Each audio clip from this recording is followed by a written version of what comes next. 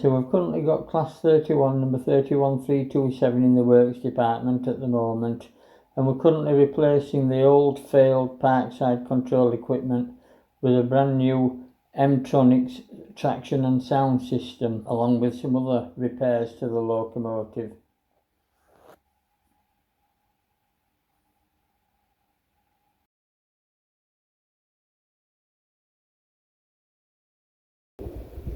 So having drilled these holes for these adapters to go through, I've then filed them to allow me to get the bushes in exactly where I want everything, and now I can fit my batteries between the two there and another battery between these two here. And then I've got these straps, I've got several straps, these wrap around themselves and lock in like a ratchet type strap almost. They don't actually ratchet as such, but they're very similar to that, and they've got teeth here that grip onto its own tape once it goes into the mechanism, and I'll show you how that works, but not today. And the way that this is supposed to operate then is I'll be putting one of these loose ends down underneath there, pull it out at the bottom, loop it across under the bottom, pull it up the next hole here and across the top of the battery, and strap it in with this jaw arrangement here. I'll pull the item tight and it will sit down on here. The battery will sit down tightly on there with these straps, and there'll be one up and over here and another up and over here. And I've also gone ahead and got this anti-slip mat stuff as well. This is 30 centimeters wide by 150 centimeters long, and these are 25 millimeters wide by a meter long.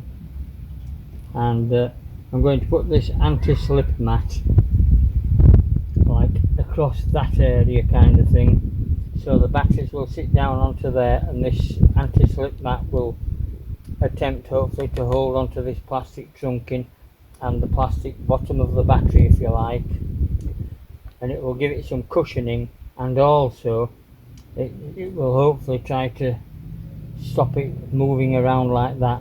And I'm going to get this stuff to hopefully overlap the steel here such that the battery is reasonably tight fit on the inside of this web here. So hopefully that will give it some stability as well. And who knows, as I said, in the future I may replace these batteries, so this may then get readdressed, but nevertheless that's the way I'm going down just at the moment. So I just sort of put you in the picture as to what was going on there. That's the batteries held in place then, hopefully, and secured to stop them wobbling around, etc.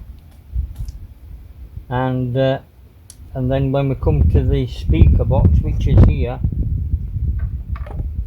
the speaker box will be going up against here, all being well, because there's very little space. And what I intend to do then,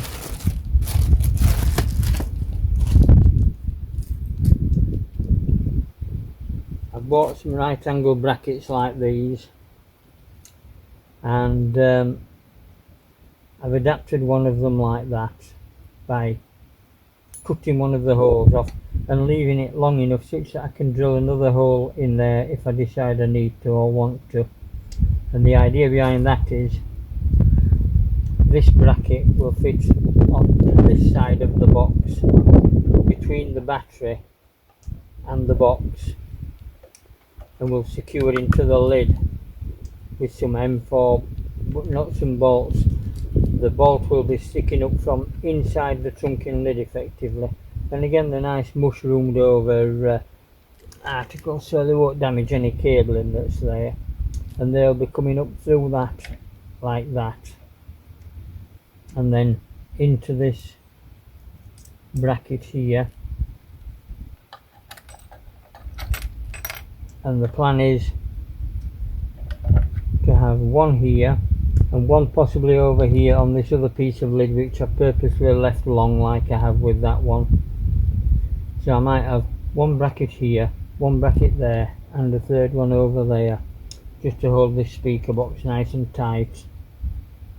And then I'll just simply put some wood screws through the two holes here when this is in place. That's the thoughts, that's the plan. Let's see how it pans out.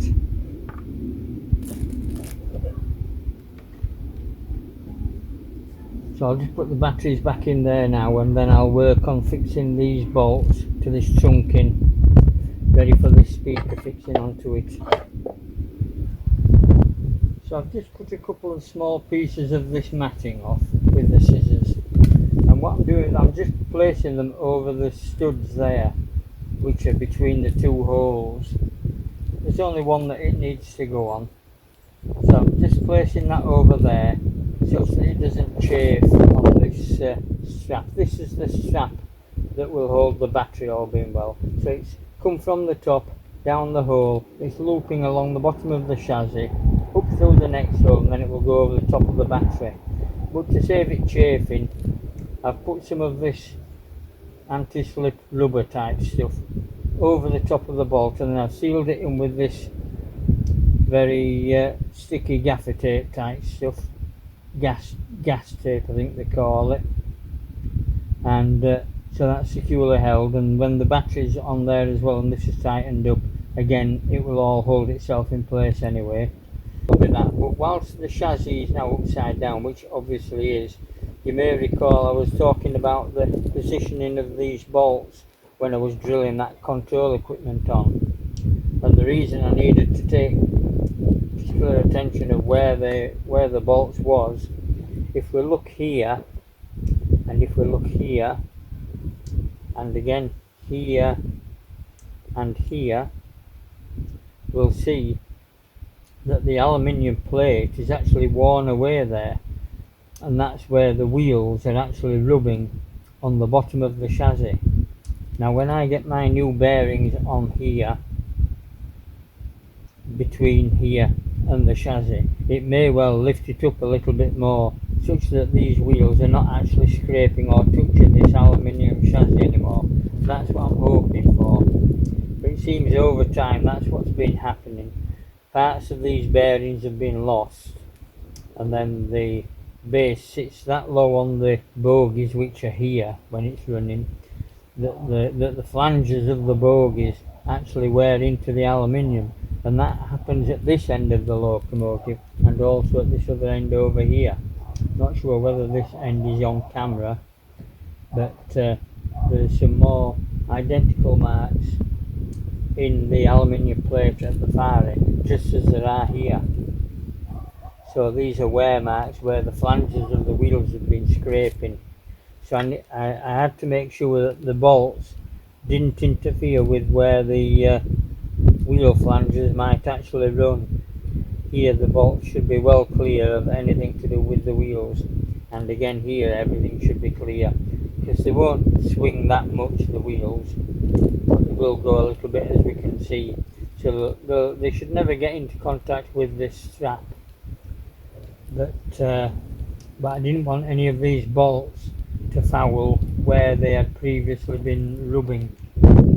Likewise at this end of the locomotive, again none of the bolts are in a position where the wheel flanges would have been rubbing on them.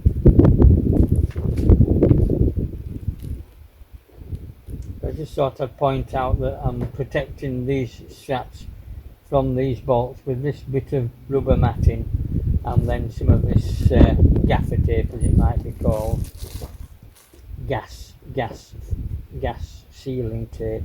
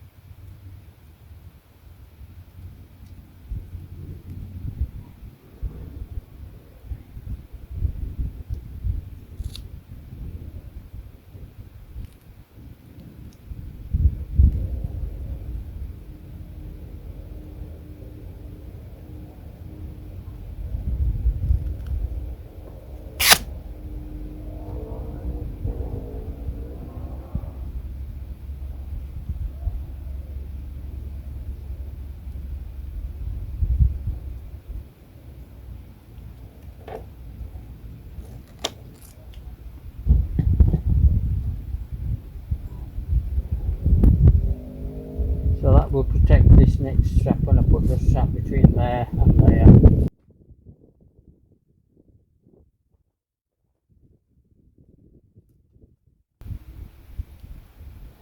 I'll just turn that over again. I've mounted it on this extra timber here at the moment, such that this doesn't catch on the floor when I turn it over, because I don't want anything to damage this equipment here.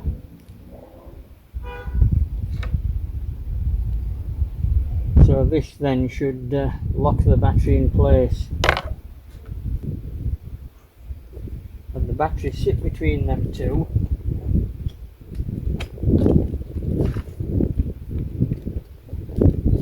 Just shy of being on top of this place here, so when that matting goes on there, it should be a reasonably tight snug fit, I'm hoping.